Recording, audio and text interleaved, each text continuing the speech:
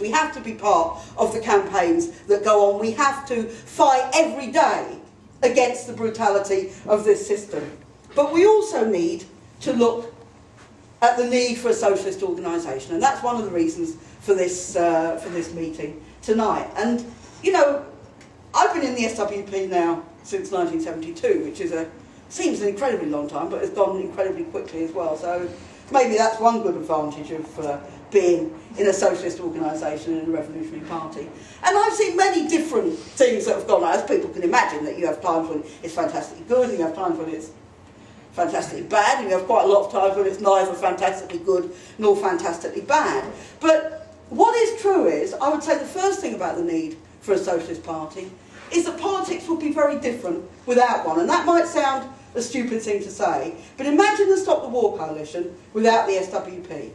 Imagine Unite Against Fascism without the SWP. Imagine the trade union struggle without the SWP. Imagine the Anti-Nazi League in the 1970s without the SWP. And you can't imagine any of these things, because what a socialist organisation does, which is based on grassroots campaigning, which is based on political principle, which is based not on electing a tiny number of individuals, but on the mass of working people organising in order to change the world, what it does, it moves the whole of politics to the left.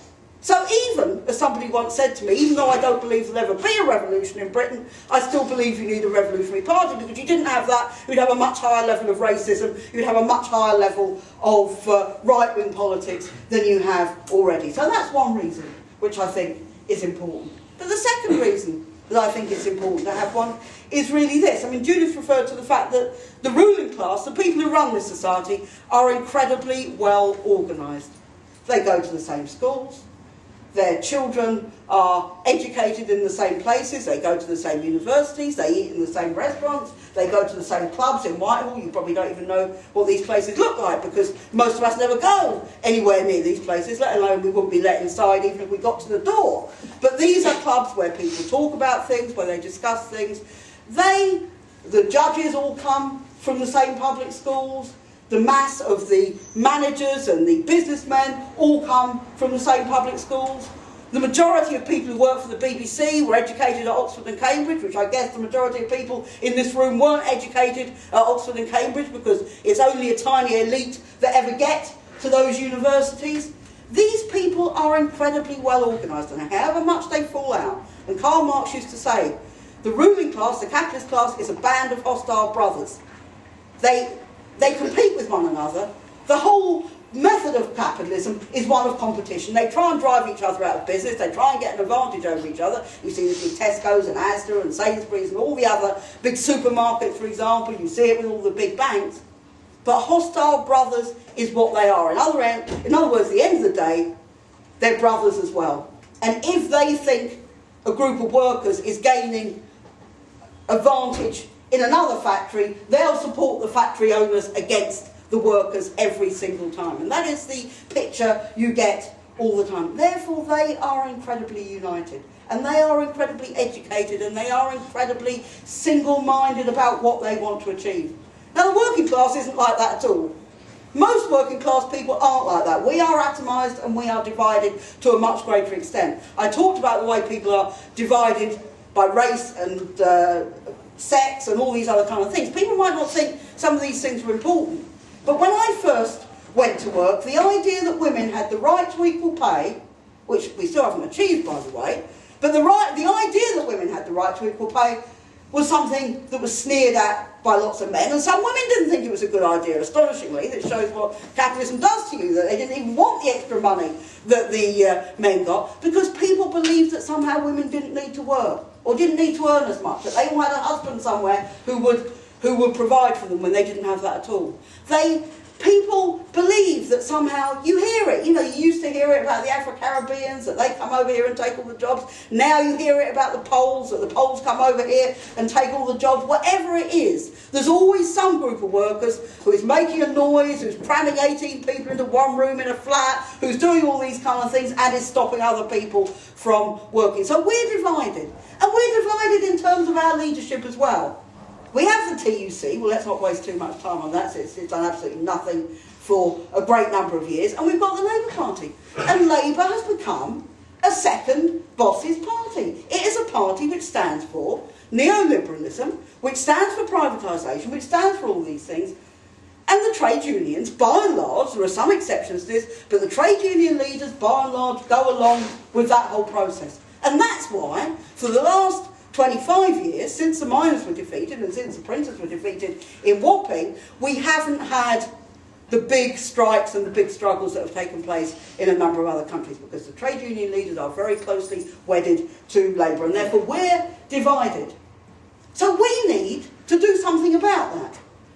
We need to look at what is happening with the working class and say the job of a socialist party is to try to overcome the unevenness inside the working class, is to try to overcome the divisions that exist, the fact that people don't know about what is going on. And therefore, the second job of a revolutionary party is to get people together and to organise them. It's often said that the revolutionary party is the memory of the working class. What does that mean?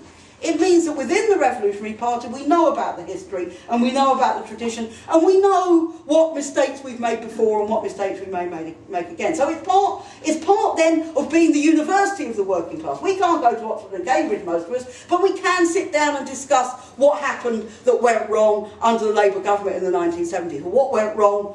Why did the women who fought for the suffrage not get more than they actually achieved? Why did the general strike go wrong? All those questions. And how is it that we can organise to change things? So that's the second thing that it has to do. And the third thing is that any socialist party can't just be a party of individual socialists who just do their own thing. It has to be a party which is based on a discipline which comes out of political agreement.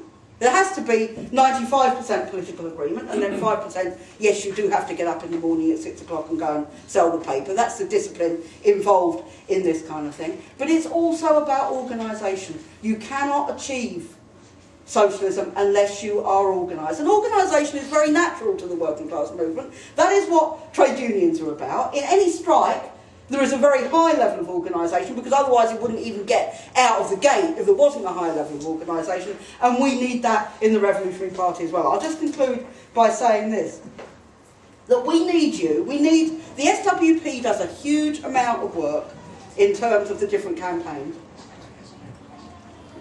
It does a huge amount of work in terms of solidarity. It does a huge amount of work in trying to put across these ideas and trying to organise and trying to influence people. And it needs to be much, much bigger. The SWP is much too small for the task that faces us. If you think that just the next couple of months, March the 15th, we have a big demonstration on the anniversary of the war. At the end of April, we have the carnival in Victoria Park, which is the anniversary of the Anti-Nazi League carnival. And on May the 1st, we have the election. For those things alone, we need hundreds and hundreds of people in London organising as socialists among the wider movement in order to change things, in order to take the movement forward. So we need you. But you know, you need us even more than we need you. Because the truth of the matter is, it's easy enough to be a socialist. It's easy enough to think like a socialist. I mean, some people don't, but it's easy enough to think like a socialist.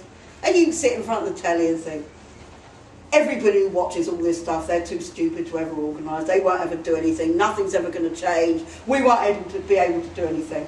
That's the thing that puts most socialists off doing anything, to tell the truth. That atomisation and the apathy that they feel is among society, that is what prevents them from doing it. And the truth is, you can't be a socialist on your own. A socialist on their own is just a commentator.